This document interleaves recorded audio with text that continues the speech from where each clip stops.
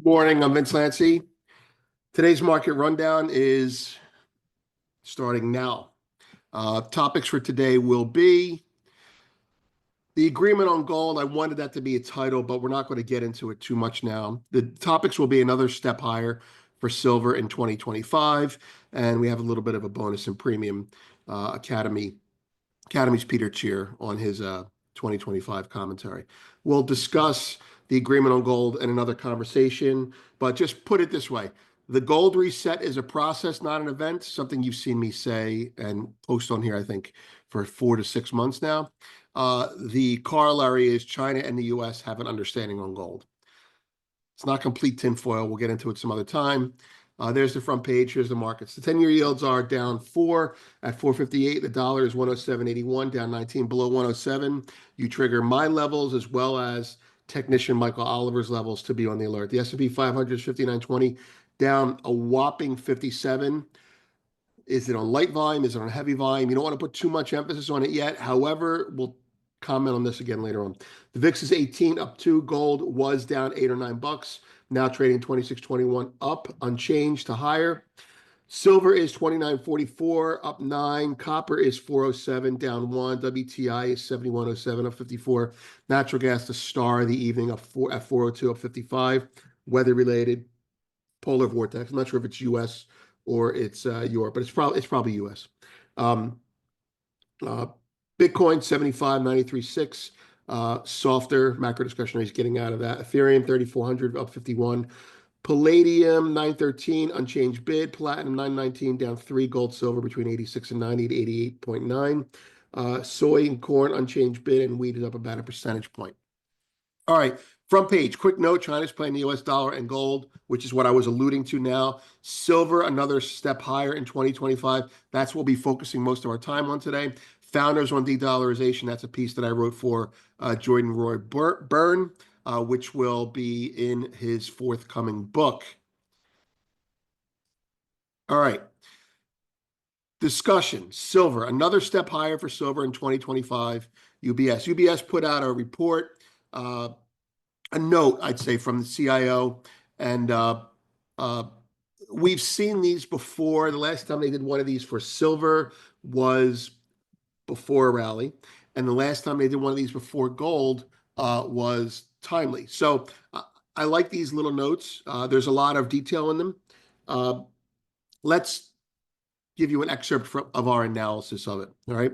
UBS report on silver markets for 2025 projects a bullish outlook for the metal, forecasting prices to rise to US dollars 38 per ounce by the end of next year. Their optimism stems from expectations of lower US yields, improved global industrial activity, and a rebound in investor confidence. We're going to break those things down for you. We break them down in detail in the note, but we're also going to touch on them here.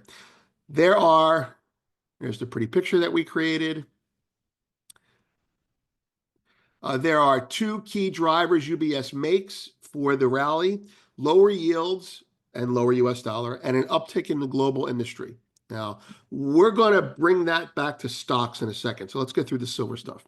Lower US yields and a softer dollar. UBS identifies declining US yields as a critical factor supporting silver prices. The report projects at least 2 rate cuts by the Fed Reserve in 2025, which should lower opportunity costs for holding non-yielding assets like silver. Additionally, a weaker dollar would enhance the metal's appeal in non-dollar denominated markets. Meaning, the Fed's going to cut 2 times. Let's say that they only cut 2 times. That's bullish for silver because they're cutting. I wouldn't put a lot of weight on that. We need them to cut more than 2 times, my comment. Additionally, a weaker dollar would enhance the metal's appeal and not right. As the dollar weakens, silver and gold are like emerging markets. Silver and gold will rally. All right. Nothing new there, but they're not just throwing it in there. Improved global industrial activity. Silver benefits from its use in industrial applications, particularly in developed markets. While industrial silver demand remains robust, UBS argues that stronger investor confidence rather than incremental industrial demand will likely drive prices higher in 2025. Okay, so the catalyst on the industrial activity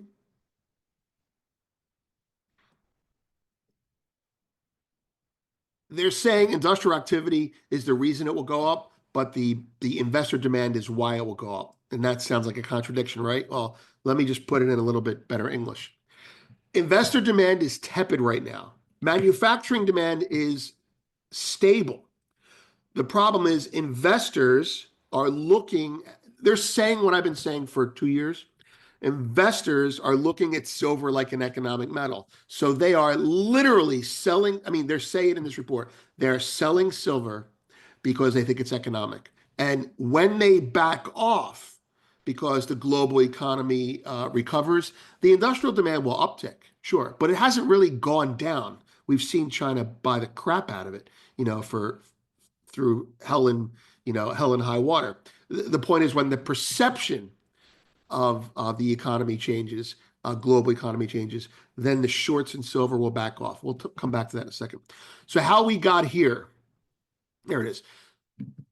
How we got to where we are, and by here I mean the market was very strong for most of the year and then took a hit in the last, say, month or so. Well, higher U.S. yields, a stronger dollar, and concerns about global growth outside the U.S. reversed some earlier gains, right? The Fed signaled that they might not be easing so much next year. Conclusion, emerging markets will do poor, silver will do poor, gold will do poor, copper will do poor, et cetera, et cetera. And so they didn't sell gold so much as they sold silver. They didn't sell silver so much as they sold copper. So kind of like rolling downhill type of thing. All right. Silver was habitually sold for all of 2024 against both Fed hike fears or lack of cuts, right? And as a hedge for speculative gold buying. I'm buying gold because Trump's going to win, because of the election. I'm going to sell silver against it, right? I'm long stocks, but the Fed says they're going to hike. I'm going to sell silver against it.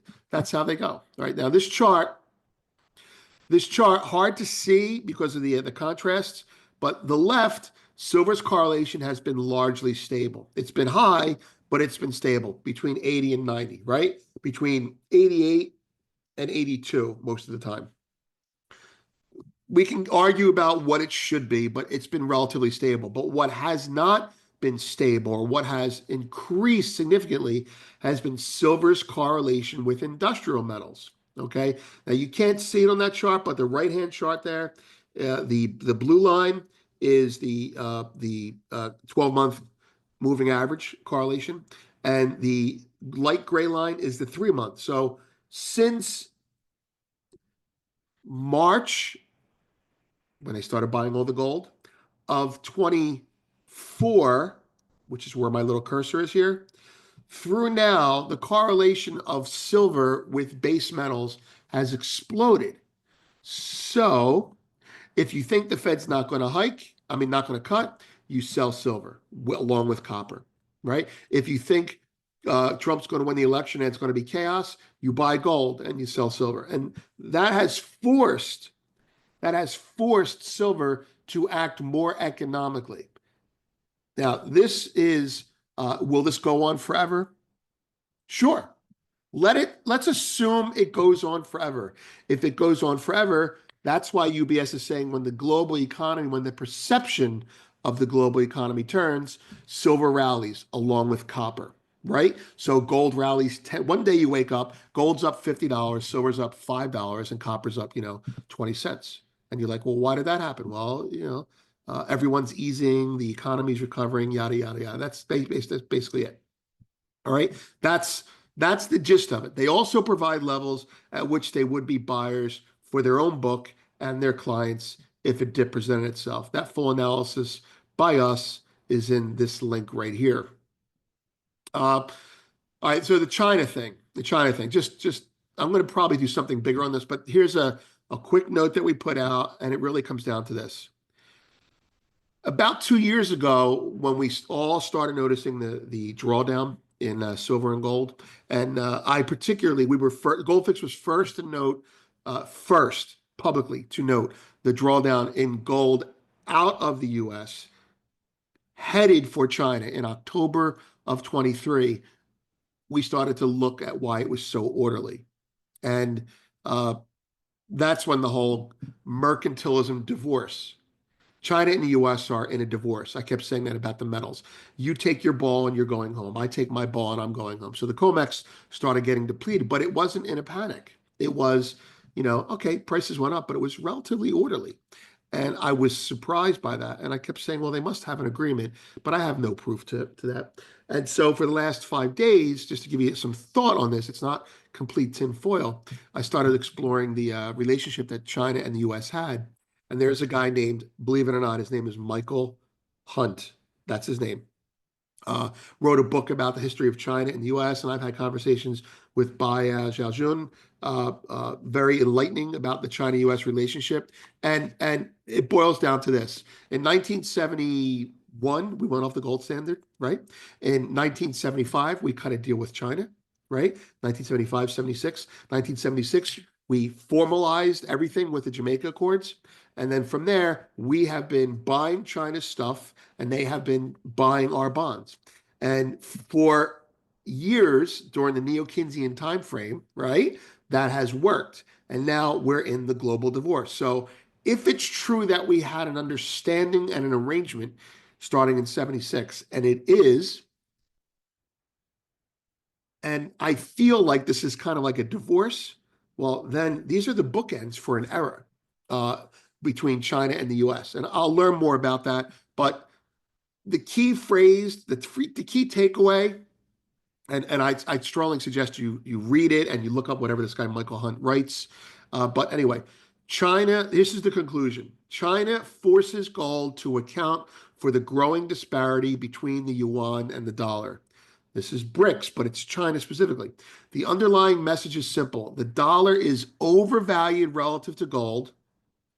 China values gold on equal footing with US treasuries, and therefore the US should devalue its currency against the metal.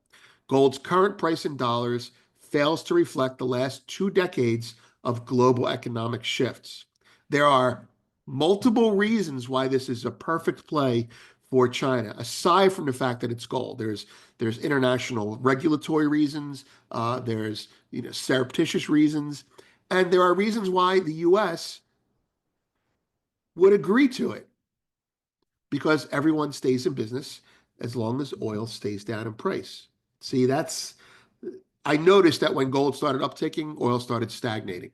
Anyway, so there's a lot going on there, and I'm trying to get to the bottom of it. Anyway, other stories. Silver, another step in 2025. We just discussed that. Which goods go up under China tariffs? This is really a good analysis, an economic piece by Goldman describing on 3 different levels what goes up and down in price. So the inflation outlook from it, number one, the retaliatory outlook and the inflation from that, and indirectly job prospects, what industries are going to suffer, what industries are going to do well. And then obviously the investment implications. There aren't stocks in this. That'll probably come out in a subsequent report. Why stocks will underperform going forward. That's me giving you a little bit of a catchy title there. What this is really about is how quant funds are now agreeing with nation states saying that pensions, especially in Europe, should have less equities and less bonds in their portfolios. And pensions determine big picture market moves in a macro sense. And this is implicitly bullish for gold and crypto. Founders, BRICS economic stagnation risk. This is a really good piece, giving you the other side of it, that everything that's been going on for the last 2 years with Russia and China, say versus the US, comes with a cost. And it's not free, let's put it that way. And their economies are suffering more than I think us in our world think about. And then the founders view from a chairlift. That's an institutional managing directors commentary on 2024 and 2025. Excellent view from a chairlift. Those are the stories. Here's the equity recap. So now that we're in the equity spot,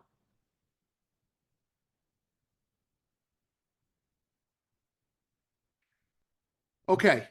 I talked about this Sunday with the founders, and I'll be making that recording available. There is a pattern and I'm not telling you to get bearish on stocks, but there's an overlapping pattern from disciplines, and I like when that happens. The first one is this. The dollar's been strong, stocks have been strong, gold has been stable, bonds have been weak. Okay? Now, I'm going to be interspersing things that Hartnett says, interspersing things with Michael Oliver's technicals, with my judgment. When Trump gets inaugurated or thereabouts, maybe it's right before, maybe it's right after, there's a good chance that most of the United States investors will, or hedge funds will start to sell stocks. The Trump trade, like the gold trade, is over, right? So maybe stocks will keep going up, but the point is there will be selling after Trump's inauguration, okay? When that selling comes, that money will go out of stocks and into bonds. If that cascades lower, as it looks like it could just be starting to happen, then you add in the fact that Powell has come across that he's not going to be cutting more than once more. When you add that in, you could have kind of a rampage out of stocks, right, into bonds.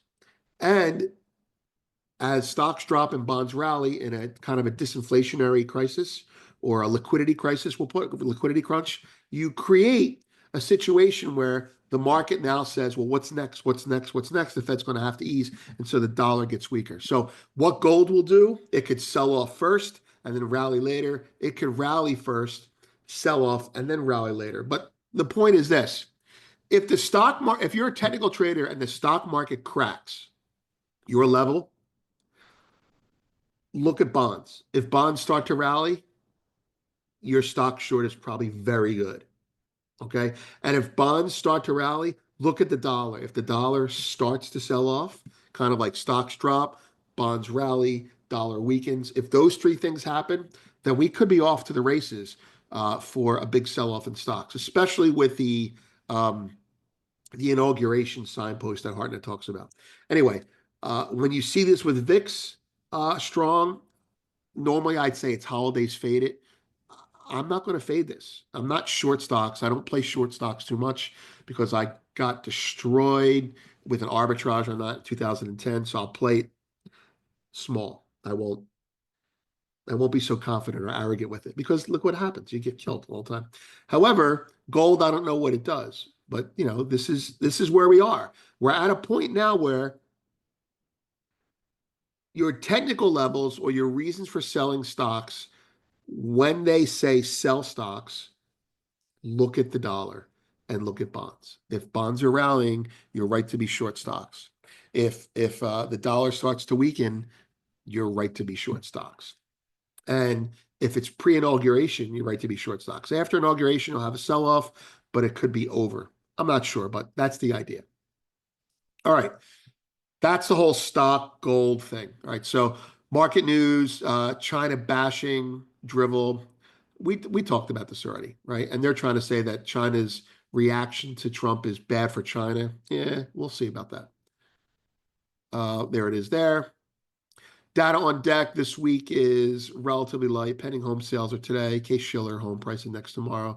New Year's off. Jobless claims, construction spending, and that's an ISM manufacturing. And then there's the Academy Securities. Let's take a look at gold. I'll show you what I'm talking about.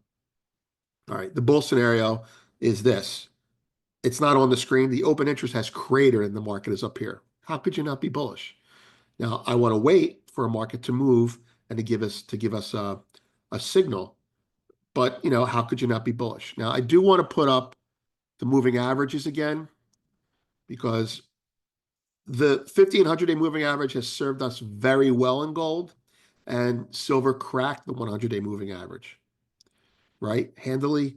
Well, now silver's messing around at the 200-day moving average. So I'm about to basically say this. Silver is vulnerable if stocks sell off. Silver will have a muted rally. If gold's strong and stocks are weak, so you're like, silver should go up. Yeah, there's still going to be idiots out there selling silver against their stock portfolio. Anyway, back to the actual chart itself.